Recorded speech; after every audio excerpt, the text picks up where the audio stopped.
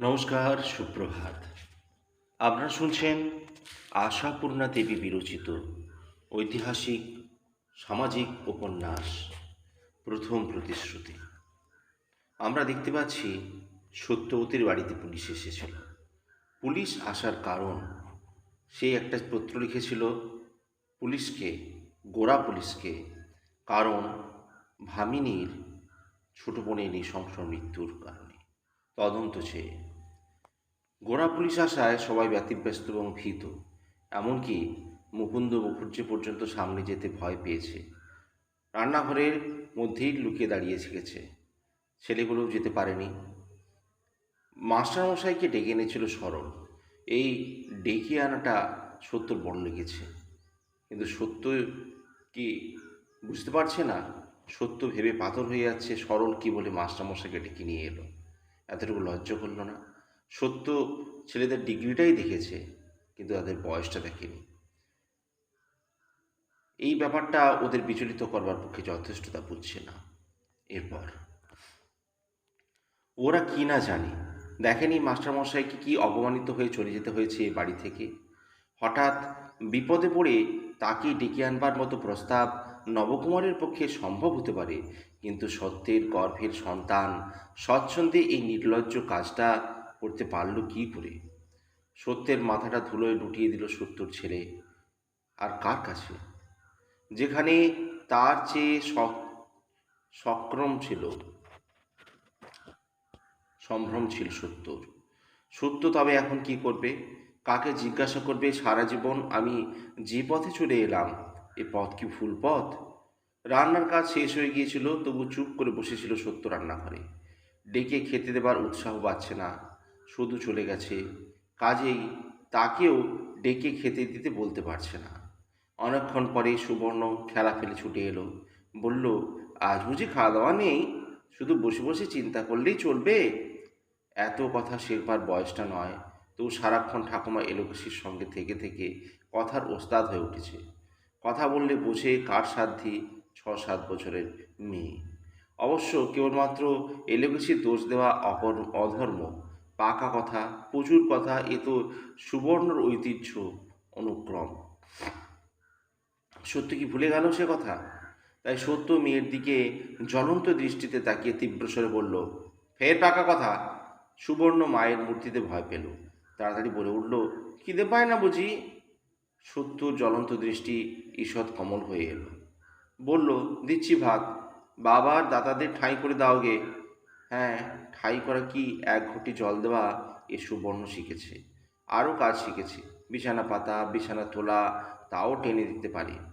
পারে মায়ের সঙ্গে সঙ্গে বসে শাক বেছে দিতে, কাছে বসিয়ে কাজ শেখাতে শেখাতে বইয়ের পদ্যও শেখায় মেয়েকে, মুখে বানান শেখায়। ঠাঁই করতে চলে গেল সুবর্ণ। আর ওর পথের দিকে তাকিয়ে তাকিয়ে ভাবতে লাগলো সত্য, এবার কি হবে? তবে শেষবারের মতো এই মেয়েটার ওপর সব আশা রাখবে সত্য? সুহাসের মতো হবে সুবর্ণ? সুহাসকে সত্য করল, ভোগ করতে পেল না। অবশ্যই মেয়ে সন্তান ভাগ্যবন্ত নয়, তবু সুহাসের যদি এমন অদ্ভুত অঘটনের জীবন না হতো। এমন করে তো চিরদিনের মতো সব সম্পর্ক ছিন্ন করে ফেলতে হতো না সত্যকে। সত্য তো তাকে দেখতে পেত, নব নব রূপে বিকশিত হতো সে সত্যর চোখের ওপর। আর আর সত্যর দেখার উপায় রইল না।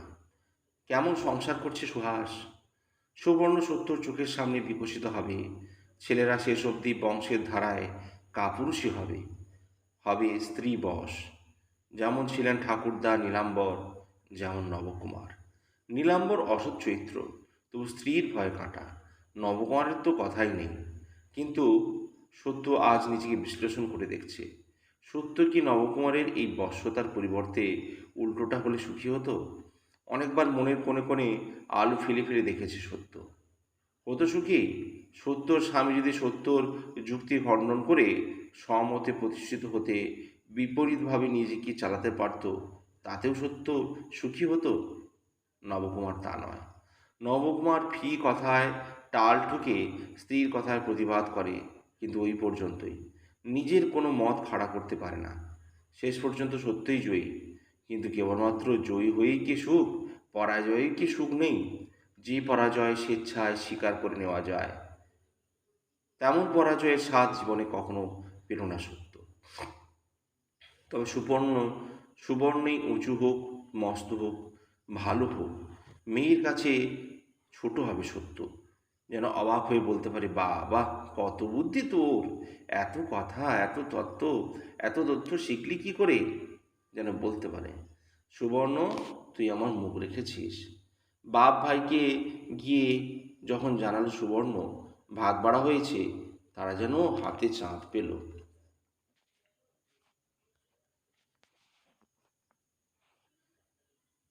যাক, তাহলে সংসারটা আবার ছন্দে চলল। ওরা তো বসে বসে ভাবছিল, আজ আর সত্য রান্না বান্না করেনি। এর মূল কেন্দ্রে বিশৃঙ্খলা ঘটলেই বড় মুশকিল। ওরা কৃতার্থ হয়ে নিঃশব্দে এসে বসে খেতে বসল। নবকুমার যে সাহেবের উপস্থিতির সময় মনে করেছিল ওরা একবার চলে যাক, সে একবার হেস্তনস্তটা দেখে নেবে, সে কথা আর মনে পড়ে না। তখন নিজের গালে নিজে চড়ানোর পরই সমস্ত সাহস উবে গেছে তার। এখন অবিরত সুদূর কথাটাই মনে হচ্ছে। মাথাটাই খারাপ বউয়ের, খারাপ, নচেত আচরণ এমন উল্টোপাল্টা হয়। যাক, তার মধ্যে যেটুকু সোজা তাই মঙ্গল। খেতে বসতে পেয়ে ধন্য হলো বাপ বেটায়। সুবর্ণ পাকা গিন্নিটির মতো বলতে লাগলো, আর দুটি ভাত নাও না বাবা। তা নবকুমার আবার এমন সত্যের মন রাখতে ভাতও দুটি নিল। তারপর যখন খাওয়া হয়ে গেছে, তখন সত্য এসে তার সংকল্প ঘোষণা করলো। সহজ গলায় বলল, অসুখটা হয়ে অবধি শরীরটা মোটে ভালো যাচ্ছে না, তাই ভাবছি কাশিতে বাবার কাছে গিয়ে কিছুদিন থাকবো। পশ্চিমের হাওয়ায় স্বাস্থ্য শরীরটা একটু ভালো হতে পারে। নবকুমারের মনে হলো সত্য যেন হঠাৎ তাকে বর দিতে এলো। বোধ করি মনের মধ্যে এই ধরনের একটা সুরি বাজছিল, কিছুদিন কোথাও ঘুরে আসুক সত্য, তাহলে সেও সারবে, নবকুমারও বাঁচবে। কিন্তু এক কথায় কি করে বলা যায়, হ্যাঁ আচ্ছা তাই যাও। তাই আস্তে আস্তে ভয়ে ভয়ে বলে, কাশিতে বাবার কাছে? তাই কি সম্ভব?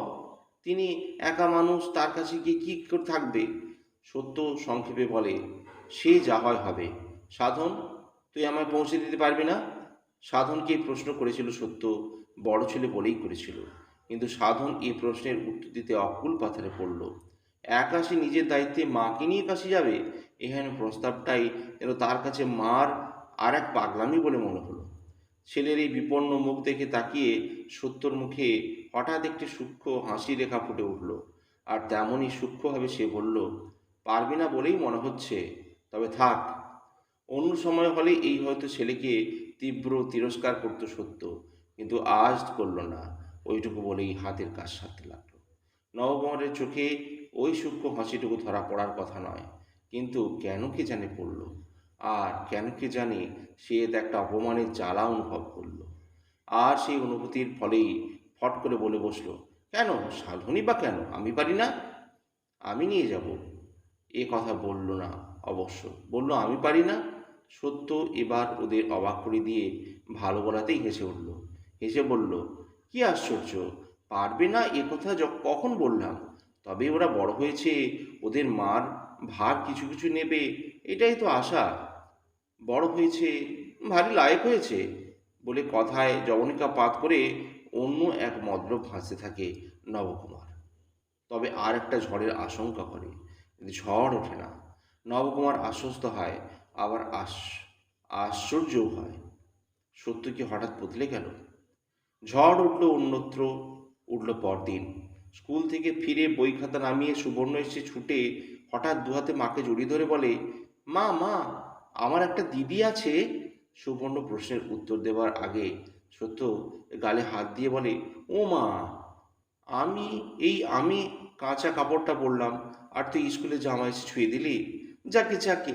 সুবর্ণ মায়ের হাতে হাত ঘষতে ঘষতে বলল, স্কুল কি কিছু খারাপ জায়গা?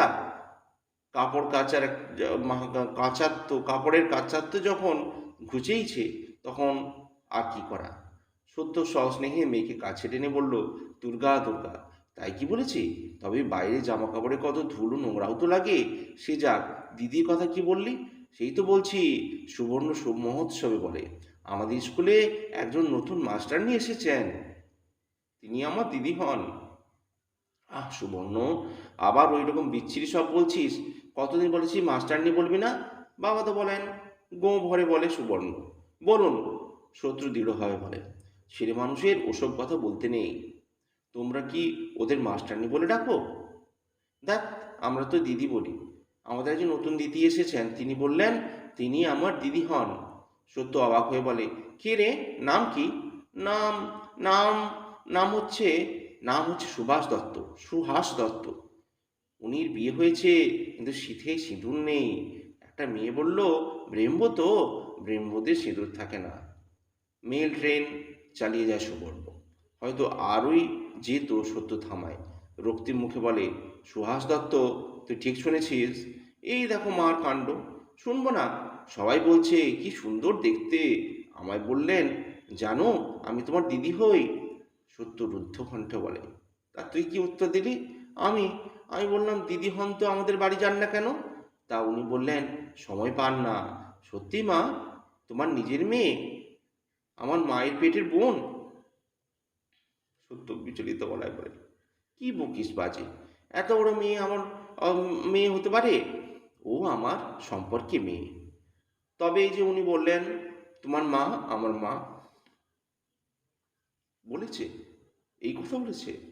সত্য হঠাৎ যেমন উচ্ছ্বসিত হয়ে বলে, তাতে তুই কি বললি? বললাম, আচ্ছা, আজ মাকে শুধাবো। দূর বোকা, ও কথা বলতে নেই, বলতে হয়। কিন্তু কি বলতে হয়?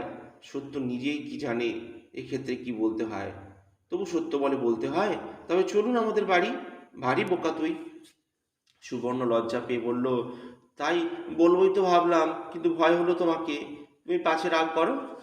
সত্য হঠাৎ মেয়ের হাতটা ধরে আরও কাছে টেনে কেমন একরকম হতাশ গলায় বলে, ভয় হলো?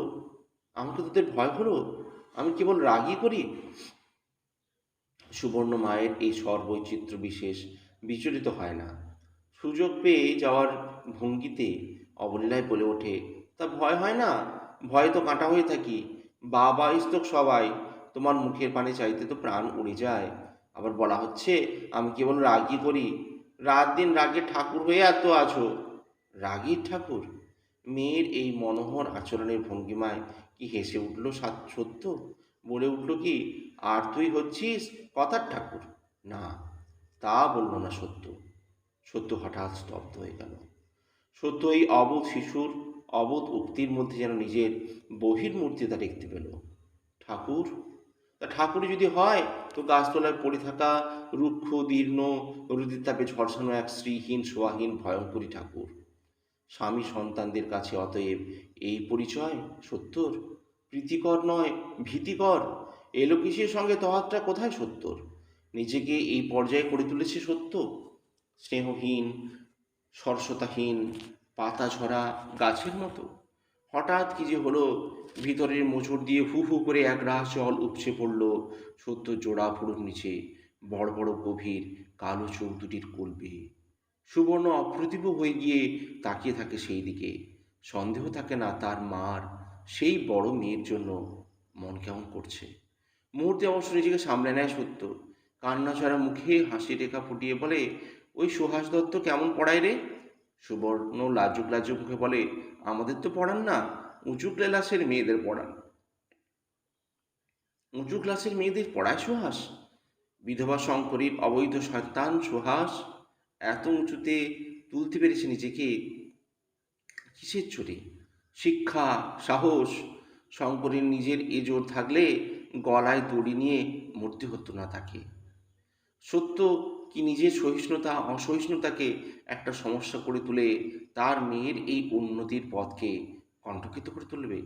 এই কচি মেয়েটাকে কি নিতান্তই বাপ ভাইয়ের কাছে ফেলে রেখে দিয়ে সত্য নিজে কাশি যাত্রা করবে মন বদলাতে, মনের স্বাস্থ্য বদলাতে?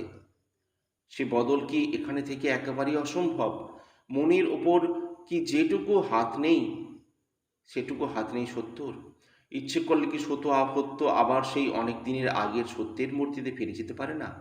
যে সত্য হাসতে জানে, কৌতুক করতে জানে, নতুন নতুন রান্না করতে পারে, খাবার পরেই স্বামী পুত্রকে খাওয়াতে পারে। যে সত্য এই কিছুদিন আগেও মেয়েকে কত স্তব স্তোত্র পদ্য মুখস্থ করিয়েছে আর পড়া ধরেছে। কতকাল সংসারের দিকে ভালো করে তাকিয়ে দেখেনি সত্য। এই ছোট্ট সংসারের গণ্ডিটুকু বাইরে চোখ ফেলাতে গিয়ে চোখ তো শুধু জ্বালাই করেছে সত্যর।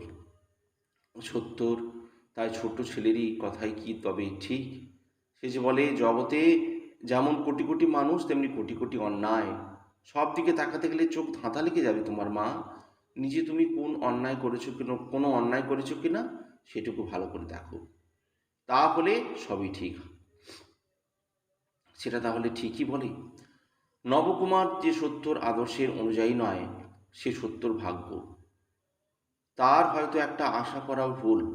নিজের গর্ভজাত সন্তান, নিজের হাতে করা পুতুল, তাই বা নিজের আদর্শ অনুযায়ী হয় কই? বড় ছেলেটা তো ঠিক তার বাপের ধারাতেই চলে যাচ্ছে। সত্যর জীবন যদি এমন ধাঁচে চলা সাধারণ না হয়ে খুব উল্টোপাল্টা অদ্ভুত কিছু হতো, সুহাসের মতো, শঙ্করের মতো, দুর্গা দুর্গা বলে শিউরে উঠল সত্য।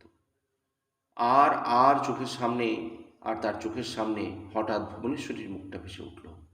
ঘোমটায় ঘেরা, কপালে বড় বড় শিকড়ে সিঁদুরের টিপ আঁকা, ভীরু নরম মুখ। ভুবনেশ্বরী কোনোদিন জগতের কোথায় কি অন্যায় ঘটছে তা নিয়ে মাথা ঘামায়নি, তাল ঢুকে লড়তে যায়নি। ভুবনেশ্বরীর মুখটা ভেসে উঠল, ঘোমটায় ঘেরা, কপালে বড় বড় সিঁদুরের টিপ আঁকা। ভুবনেশ্বরী সবাইকে ভয় করেছে, সবাইকে ভালোবেসেছে। মায়ের মুখটা মনে পড়তেই হঠাৎ বাবার উপর একটা ক্ষুব্ধ অভিমানের জ্বালা অনুভব করলো সত্য। যেন মায়ের এই অকাল মৃত্যুর জন্য বাবার কোনো অবিচার জড়িত আছে। সাহস করে একটা দিন একটা কথা বলতে পারেনি ভুবনেশ্বরী স্বামীর মুখের উপর। নিতান্ত আক্ষেপের সঙ্গে মনে এলো সত্য। ভুবনেশ্বরীর মেয়ে তার শোধ তুলছে। সত্য কি তবে জীবনকে নতুন মোড়ে বাঁক দেওয়াবে? সত্য শুধু তার সংসার জীবনে উজ্জ্বল হয়েও জ্বলবে? সত্য সুখী হওয়ার চেষ্টা করবে?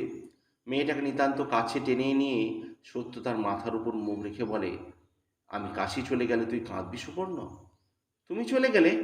সুবর্ণ তার মায়ের স্নেহস্পর্শে ঠিকরে উঠে বলে, আমি যাব না বুঝি? তুই? সত্য হতভূমিক বুদ্ধি। তুই যাবি কি? তুই কি করে যাবি? যে করে তুমি যাবে আমি সেই করে যাব। আমি যাব না তো কে যাবে? দেখো মুশকিল, আমার সঙ্গে তোর তুলনা?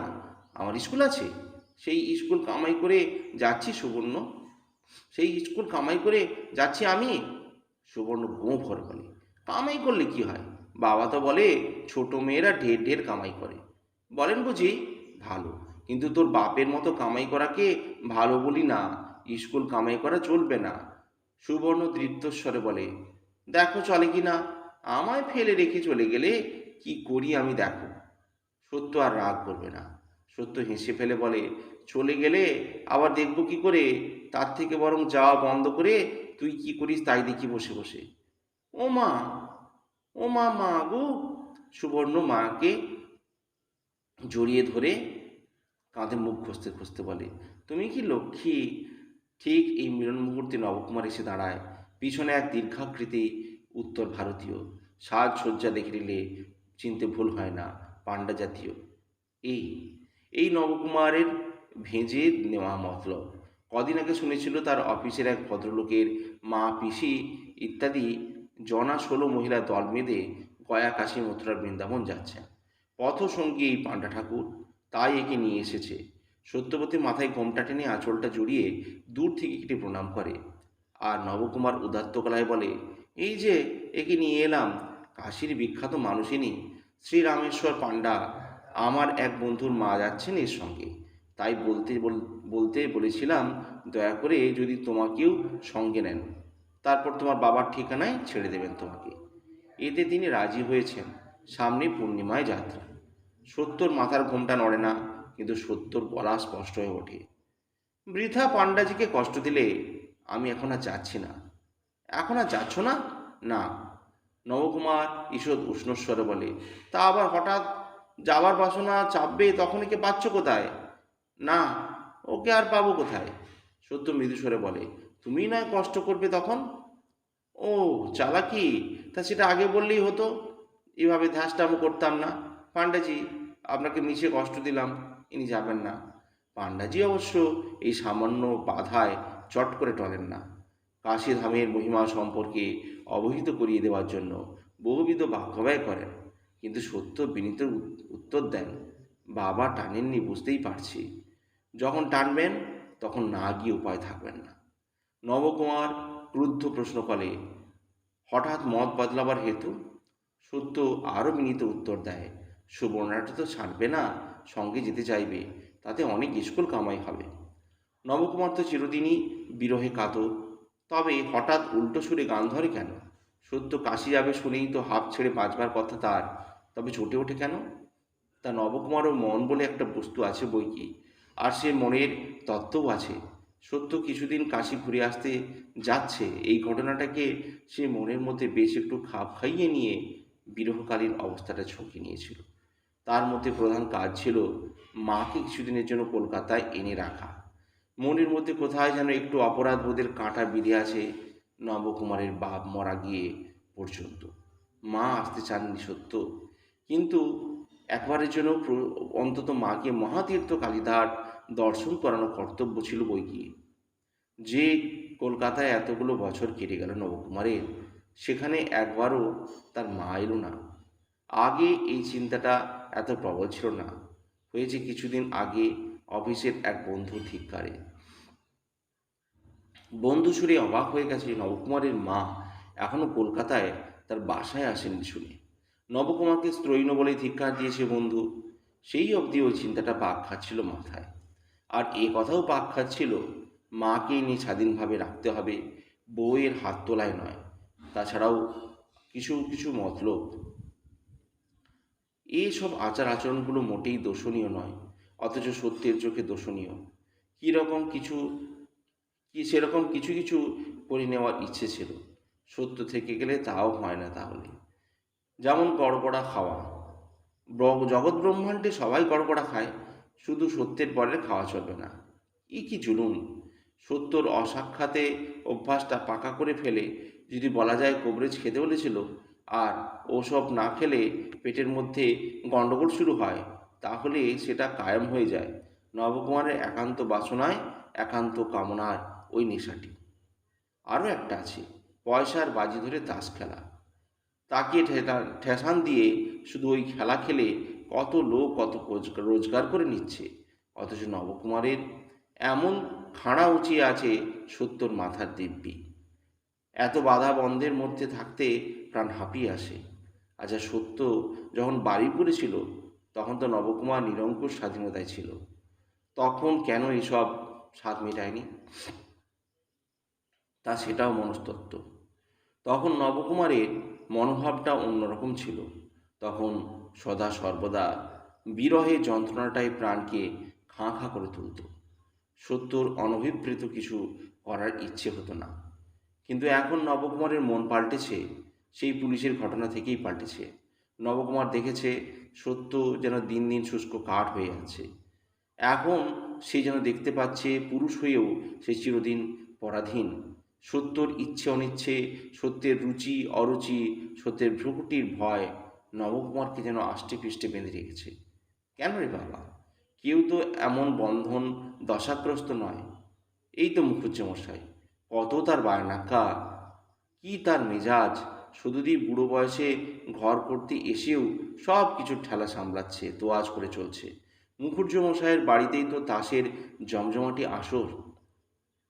শুধুই ডাবর ডাবর পান সেজে সেই আশায় সেই আড্ডায় যোগান দিচ্ছে, কই রাগ তো করছে না। নবকুমার সব ভাবতে পারে? পারে না। এখন নবকুমারের তাই মুক্তির বাসনা জাগছিল। সত্যর আড়ালে শুরুটা করে ফেলে দেখাবে বিদ্রোহ। সে উড়ে বালি দেবে সত্য।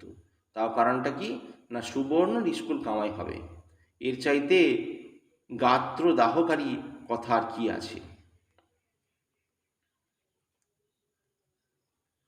পানটা চলে যেতে আর একবার মেজাজটা প্রকাশ করল নবকুমার। বলল, বন্ধুর কাছে মুখ থাকবে না তার, কারণটা শুনলে গায়ে ধুলো দেবে তারা। সত্য হাসল, বলল, ধুলো ছেড়ে ফেলতে জানলে লেগে থাকে না। তারপর নবকুমার আসল কথায় এলো। বলি, মেয়েকে বিদ্যাবতী করে হবেটা কি? তোমার উপর আরও 10 কাঠি বাড়া হবে। এই তো গায়ের পাঠশালা পড়েই যদি মায়ের এই মেজাজ হয়ে থাকে, কলকাতা শহরে ফ্যাশনের স্কুলে পড়ে মেয়ে যে কী হবে তা দিব্যচক্ষে দেখতেই পাচ্ছি। সত্য তবু হাসি মুখে বলে, তোমার যে এমন একজোড়া দিব্যচক্ষু আছে তা তো জানতাম না। তা হ্যাঁ গো, ওই চক্ষুতে আরও কি কি দেখতে পাচ্ছ বলো তো? আচ্ছা, আমি কবে মরবো বলো দেখি? এই সব তামাশা উড়িয়ে দিয়েই হয় না। রাগ করে রাগ করে উঠে যায় নবকুমার। সেই রাগ রাগ ভাবটাই বজায় থাকে। সত্য যখন প্রতিজ্ঞা করেছে যে রাগের ঠাকুর হয়ে থাকবে না, তখন সত্যর বর উল্টো প্রতিজ্ঞা করে বসে। এই রাগের পালা কতদিন চলতো কে জানে। হঠাৎ একদিন অপ্রত্যাশিত একটা ঘটনা ঘটল। সন্ধ্যের সময় শুধু এক ঘটকি নিয়ে এসে হাজির। নাচতে নাচতে বললেই হয়, ছেলের বিয়ে দিবি বউ? সত্য আকাশ থেকে পড়ল না। সত্য প্রতিক্ষণ সেই আক্রমণের আশঙ্কায় কাঁটা হয়েই আছে। কখন না জানি কি কথা ওঠে, তাই সাবধানে বলল, লেখাপড়াটা শেষ হলেই হবে ঠাকুরজি। শুধু বিরক্ত কণ্ঠে বলে, তোর ছেলেদের লেখাপড়া কে জানে কবে শেষ হবে বউ? এই বিশ্বাস তো রাখিনি। বিয়ের বয়স তো গড়িয়ে গেল ছেলেদের। বড়টা 3টে পাস করে ফেললো, হাঁপ ফেলতে না ফেলতে দিলি ওকালতি পড়তে। ছোটোটাও 3টে পাসের এক্সামিন দিচ্ছে, বেরোতে না বেরোতে আবার কিসে ঢুকিয়ে দিবি তুই তো জানিস। তা তোর মাথার চুল পাকিয়ে ফেলে টোপর মাথায় দেবে নাকি ছেলেরা? শুধু মৃদু হেসে বলল, ঠাকুরছি বড্ড রেগেছ মনে হচ্ছে, কিন্তু ভেবে বলো, একটা আয় উপায়ের পথ না দেখে বিয়ে দেওয়াই কি ন্যায্য? শুধু আকাশ থেকে পড়ে। শুধু ধিক্কার দিয়ে বলে, নবকুমারের ঘরে কি ভাতের এমনি অভাবে যে ছেলে উপায় না হলে তার ছেলের বউ দুটো ভাত পাবে না? বলে, মা হয়ে এমন নির্লজ্জ কথা বলল কি করে সত্য? তার উপর জোর করে বলে, ওসব মেমিয়া না ছাড়ো বউ। এই ঘটকই ঠাকুরন এসেছেন, মন দিয়ে শোনো ওর কথা। 2টি মেয়েই ওর হাতে আছে, সৎ বংশ, দেবে তুমি ভালো, মেয়েরা দেখতে সুন্দর। একসঙ্গে লাগিয়ে দে। আমার মামি বুড়ির কথাটাও ভাব। বুড়ি জন্মের শোধ একটা স্বাদ মিটো। নবকুমার আর ঘরের মধ্যে বসে থাকতে পারে না, বেরিয়ে আসে এবং সঙ্গে সঙ্গে উদাত্ত কণ্ঠে বলে, পাগলের অনুমতি নিয়ে কাজ করতে গেলে এ তো জগতে সব কারবারই বন্ধ হয়ে থাকবে। সদুদি, তুমি ঘটকে ঠাকুরনকে বলো মেয়ের বিবরণ দিতে, মেয়ে আমরা দেখব। সত্যর প্রতিজ্ঞা, আর সে রাগে ঠাকুর থাকবে না। তাই হেসে মাথার কাপড়টা একটু টেনে গলাটা একটু খাটো করে বলে, তাহলে তো হয়েই গেল ঠাকুরজি। স্বয়ং বাড়ির কর্তা যখন ভার নিলেন, সুদূর সামনে দুজনে মুখোমুখি হয়ে কথা বলার শোভা পায় না, অতএব সুদূর মাধ্যমে। নবকুমার বলে, হাসি তামাশার কথা নয় শুধুদি, ছেলের বিয়ে আমি শীঘ্রই দেব। বিয়ের বয়স হওয়া কি? বিয়ের বয়স গড়িয়ে গেল। আর শুধুদি, জিজ্ঞেস করো তোমার বউকে, ছেলেরা যে বুড়ো হাতি হয়ে গেলেও 1 পয়সা ঘরে আনছে না, সে কি ছেলেদের দোষ? ওদের গর্ভধারণী দিয়েছে ওদের চাকরি করতে। আমি হতভাগা যতবার চাকরির সন্ধান এনে দিয়েছি, ততবারই অগ্রাহ্য করে ঠেলে দিয়েছে। তোমাদের বউয়ের ছেলেরা জজ, ম্যাজিস্ট্রেট, উকিল, ব্যারিস্টার হবে গো। শুধু আপোষের সুরে বলে, তা হবে না কেন রে নবু? ভাগ্যে থাকলে ঠিকই হবে। ওসব মানুষের ছেলেরা হয়, বই আর কিছু আকাশ থেকে পড়ে না তারা। আজ এই পর্যন্তই। আগামী পর্ব আগামীকাল। ভালো লাগলে অবশ্যই চ্যানেলটি সাবস্ক্রাইব করবেন এবং বেল আইকনটি বাজিয়ে দেবেন। পাশে থাকবার জন্য অনেক ধন্যবাদ এবং বেশি বেশি করে শেয়ার করবেন। নমস্কার।